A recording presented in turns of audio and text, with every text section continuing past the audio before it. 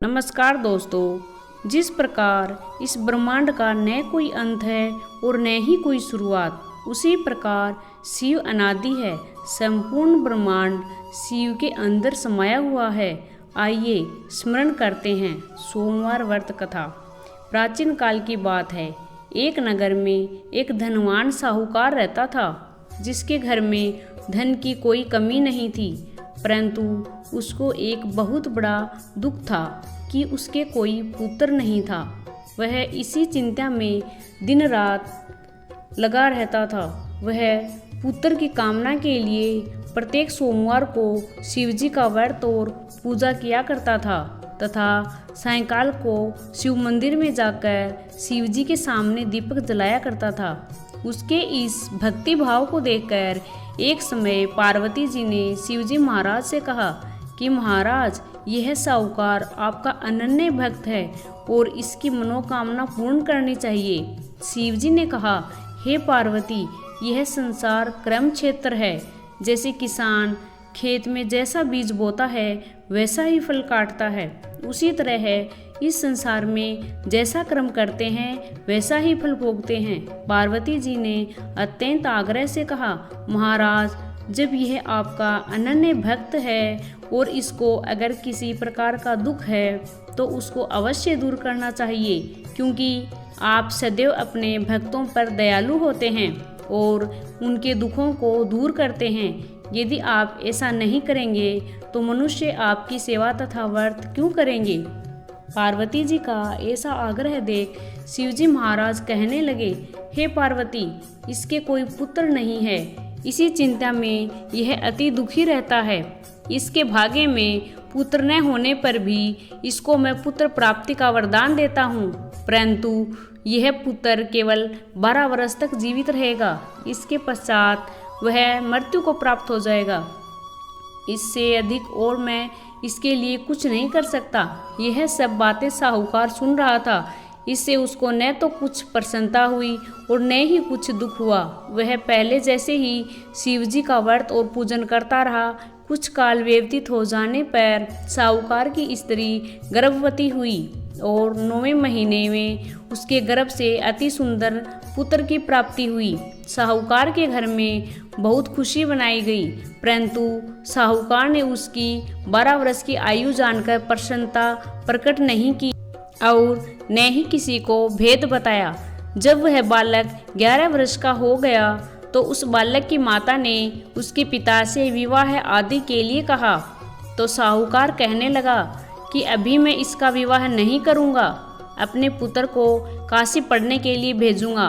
फिर साहूकार ने अपने साले अर्थात बालक के मामा को बुला करके उसको बहुत सा धन देकर कहा, तुम मेरे बालक को काशी जी पढ़ने के लिए ले जाओ। रास्ते में जिस स्थान पर भी आप जाओ, यज्ञ तथा ब्राह्मणों को भोजन कराते जाओ। वह दोनों मामा भांजे ये करते गए और ब्राह्मणों को भोजन कराते जा रहे थे। रास्ते में उनको एक शहर पड़ा। उस शहर में राजा की कन्या का विवाह हो रहा था। दूसरे राजा का लड़का जो विवाह करने के लिए बारात लेकर आया था, वह एक आंख से काना था। उसके माता पिता को इस बात को लेकर बड़ी चिंता थी कि कहीं वर को देखकर कन्या के माता पिता विवाह में किसी प्रकार की अड़चन पैदा ना कर दे। इसी कारण जब उसने अति सुंदर सेठ के लड़के को देखा तो मन में विचार किया कि क्यों न दरवाजे के सामने इस लड़के से वर का काम चलाया जाए। ऐसा विचार करके वर के पिता ने उस लड़के और मामा से बात की तो वे राजी हो गए। फिर उस लड़के को वर के कपड़े पहनाकर तथा घोड़ी पर चढ़ाकर दरवाजे पर ले गए और सब कार्य प्रसन्नता से पूर्ण हो गया। फिर वर के पिता ने सोचा कि यदि विवाह कार्य भी इस लड़के से करा लिया जाए तो क्या बुराई है। ऐसा विचार कर लड़के और उसके मामा से कहा, यदि आप फेरों का काम और कन्यादान के काम को भी करा दें तो आपकी बड़ी कृपा होगी और मैं इसके बदले में आपको बहुत कुछ धन दूंगा। तो उन्होंने स्वीकार कर लिया और विवाह कार्य भी बहुत अच्छी तरह से संपन्न हो गया। परंतु जिस समय लड़का जाने लगा तो उसने राजकुमारी की चूंदड़ी के पल्ले पर लिख दिया कि तेरा विवाह तो मेरे साथ हुआ है, परंतु जिस राजकुमार के साथ तुमको भेजेंगे वह एक आंख से काना है और मैं काशी जी पढ़ने जा रहा हूँ। लड़के के जाने के पश्चात उस राजकुमारी ने जब अपनी चूंदड़ी पर ऐसा लिखा हुआ पाया तो उसने राजकुमार के साथ जाने से मना कर दिया और कहा कि वह मेरा पति नहीं है, मेरा विवाह है इसके साथ नहीं हुआ है, वह तो काशी जी पढ़ने गया है।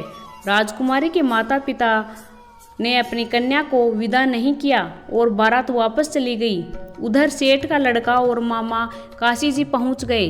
वहां जाकर उन्होंने यज्ञ करना और लड़के ने पढ़ना शुरू कर दिया।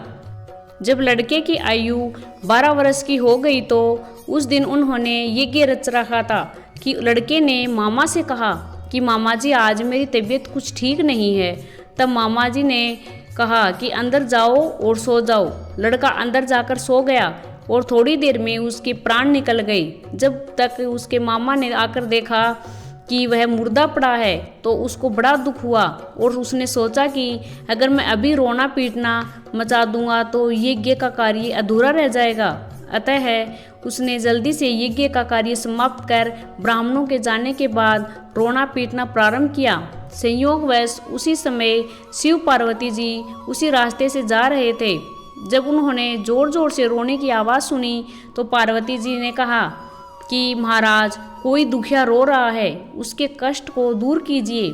जब शिव पार्वती जी ने पास जाकर देखा तो वहाँ एक लड़का मुर्दा पड़ा था।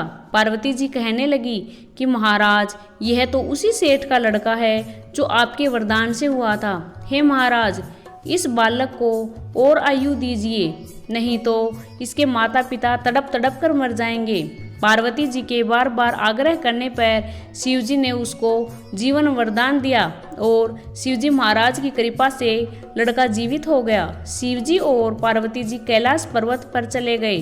तब वह लड़का और मामा उसी प्रकार यज्ञ करते तथा ब्राह्मणों को भोजन कराते हुए अपने घर की ओर चल पड़े।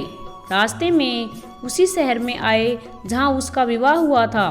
वहाँ पर आकर उन्होंने यज्ञ आरंभ कर लिया और उस लड़के के ससुर ने उसको पहचान लिया और अपने महल में ले जाकर खूब खातिरदारी की।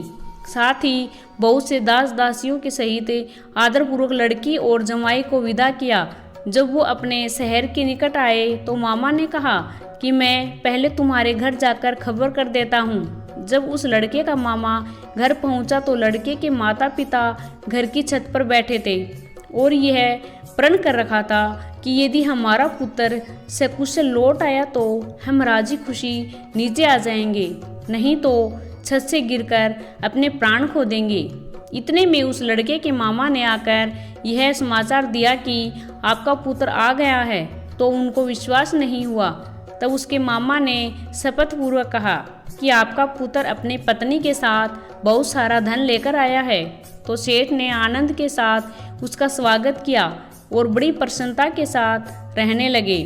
हे शिव जी महाराज, जैसी कृपा आपने उस सेठ और उसके लड़के पर करी, वैसे ये कहानी कहते सुनते हुंकार भरते सभी पर करना। जय शिव जी महाराज की। आपको यह वीडियो पसंद आया हो तो कमेंट बॉक्स में कमेंट करके ज़रूर बताएं और साथ ही साथ वीडियो को शेयर, लाइक तथा सब्सक्राइब कर लीजिए। धन्यवाद।